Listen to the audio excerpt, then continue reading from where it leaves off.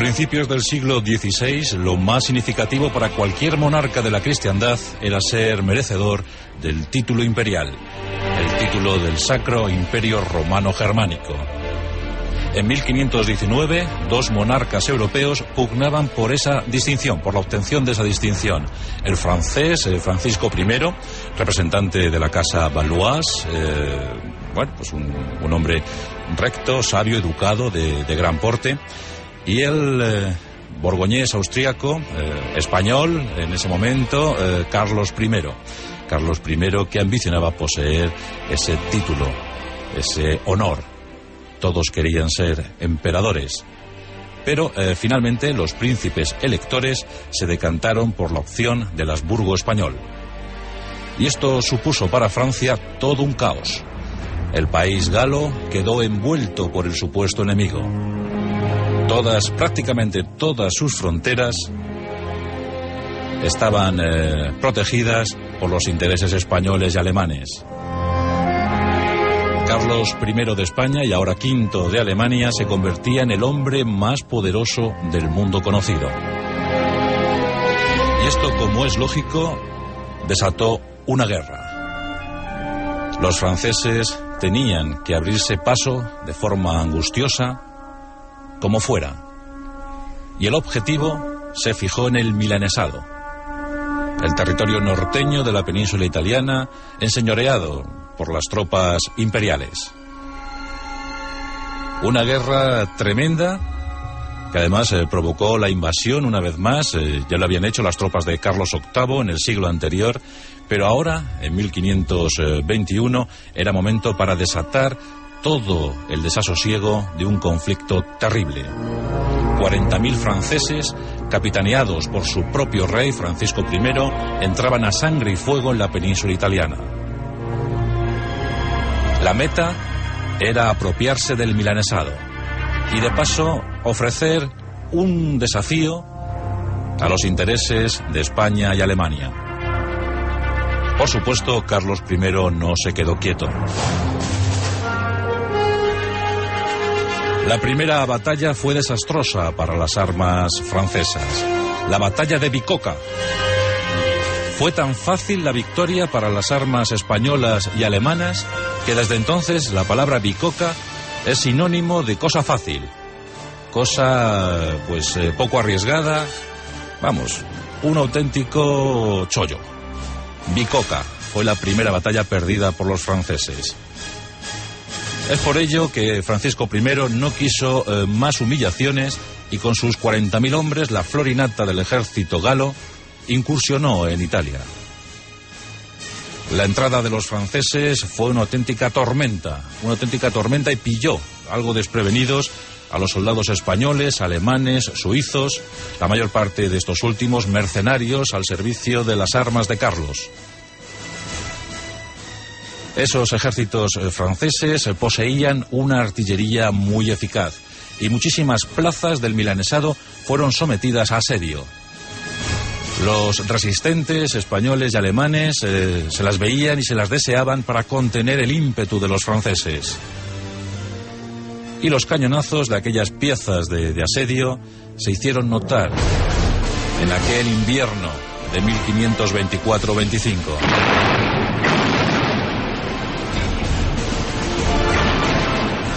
Algunas plazas fuertes cayeron, desde luego, pero las más lograron ofrecer una resistencia tenaz, eficaz.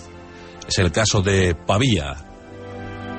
En ese bastión, 2.000 arcabuceros españoles y 5.000 mercenarios alemanes y suizos se parapetaron y provocaron un auténtico descalabro a los franceses, pues Francisco I tenía que desviar constantemente tropas a aquella plaza sitiada para intentar doblegar el ánimo de los asediados. Esto comenzó a infundir moral a los imperiales. Moral que se incrementó cuando se supo que Carlos I había enviado un ejército de auxilio, un ejército comandado por el marqués de Pescara. En Pavía, sus defensores, al mando de Antonio de Leiva, aguantaban como podían, a duras penas. Los cañonazos eran incesantes y principalmente, lo peor, el hambre y la enfermedad que se había adueñado de las tropas imperiales. Escaseaba el pan, faltaba el agua, pero los imperiales continuaban en su obstinada resistencia.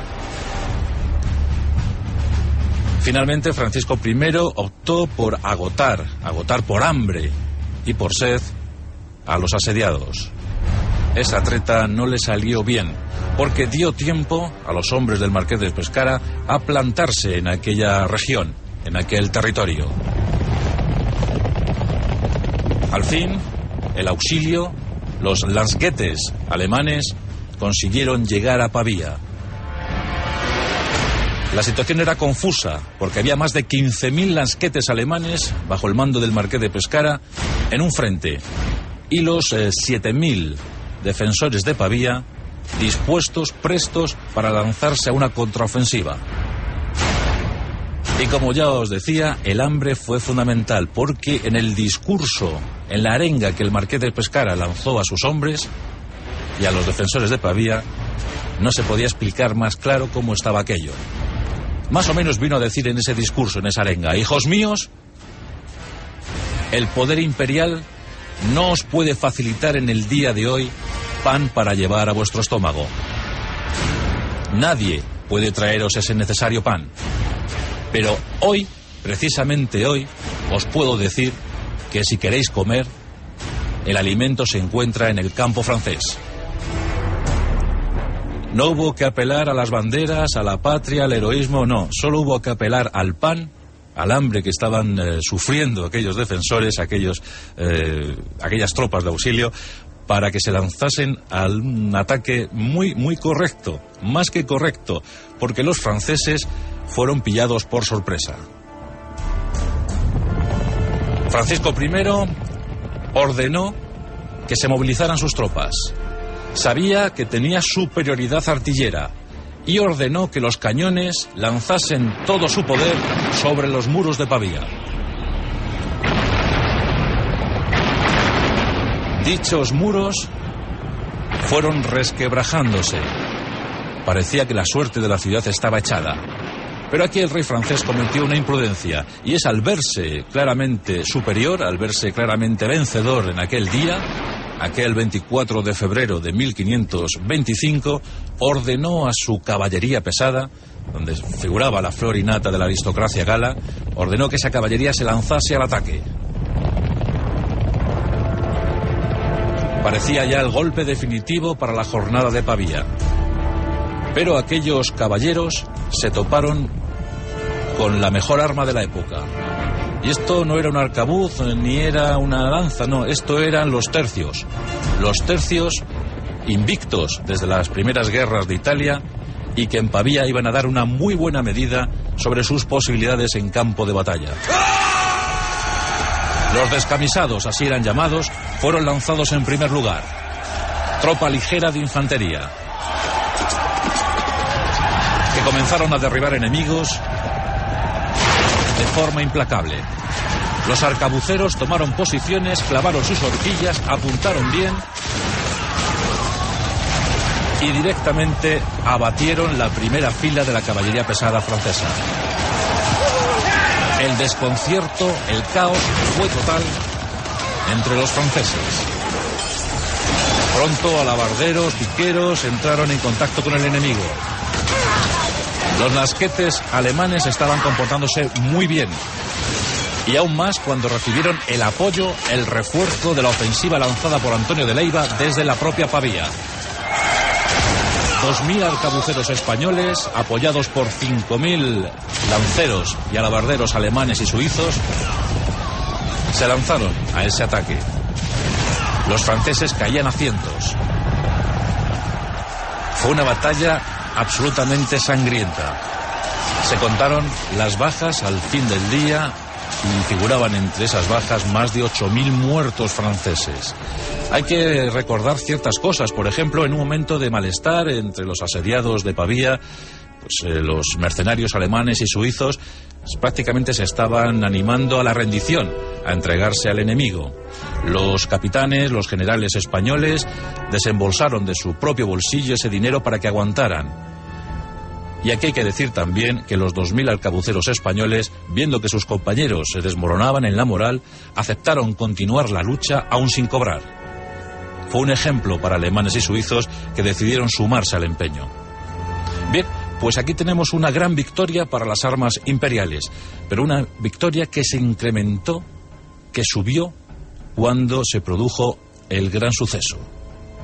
Y este fue que el rey francés Francisco I quedó copado con un grupo de leales, con un grupo de guardias suyos, por las tropas españolas. Los tercios habían rodeado el grupo del rey francés, aunque todavía no eran conscientes del gran logro que iban a alcanzar.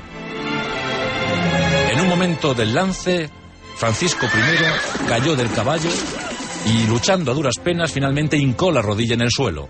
Cuando quiso levantarse ya fue tarde, porque un soldado español, Juan de Urbieta, un vasco, situaba su estoque sobre el cuello del monarca galo. Juan de Urbieta no sabía que había apresado al mismísimo rey de Francia. Pronto llegaron dos compañeros suyos, un gallego y un andaluz, y los tres soldados de los tercios españoles condujeron al reo ilustre a las murallas de Pavía.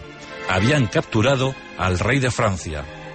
Ni siquiera lo sospechaban, aunque por los ropajes del prisionero creían que un gran noble, un gran aristócrata, había caído en sus manos y que por ello recibirían algún tipo de homenaje o de recompensa. Cuando les dijeron que habían capturado al rey de Francia, palidecieron. Gesta más grande jamás se había logrado por un soldado de los tercios. Bueno, pues ahí tenían al rey francés en sus manos. La noticia, por supuesto, recorrió como la espuma todos los territorios europeos. Francia humillada con la captura de su monarca. Francisco I, el Valois, fue conducido a España. El 12 de agosto de ese mismo año entraba en Madrid. Eso sí, causó honda impresión entre la aristocracia madrileña. El rey, como antes hemos mencionado, gozaba de un espléndido aspecto, era un hombre refinado, educado, y que hizo pues gala de su porte y de su magnífica cuna. Entró en Madrid y fue recluido en la Torre de los Lujanes durante un tiempo para luego pasar al Alcázar. Esta fama, merecida, pero también pues engrandecida por los rumores populares, enfureció un poco a Carlos I. La verdad es que desató el recelo del monarca español. Y durante un tiempo, Francisco I estuvo prisionero de los españoles a la espera de acontecimientos. Estos llegaron en 1526, cuando Francisco I se vio obligado a firmar el Acuerdo de Madrid. Por dicho acuerdo, se aseguraba el dominio español en el Milanesado, en Nápoles, en Flandes, en Borgoña, en Artois. Fue una victoria clamorosa para las armas, para los intereses españoles. Y como curiosidad, podemos decir que hasta entonces Carlos I de España y V de Alemania, pues en pocas ocasiones se había expresado en castellano. Casi siempre había utilizado el italiano para la diplomacia o el alemán para la guerra. Y decían que solo el castellano era utilizado por el monarca español para sus rezos. Pero se cuenta que en los acuerdos que rubricaron el Acuerdo de Madrid, el Tratado de Madrid, Carlos I de España se expresó en todo momento en español, en castellano. Un detalle a tener en cuenta.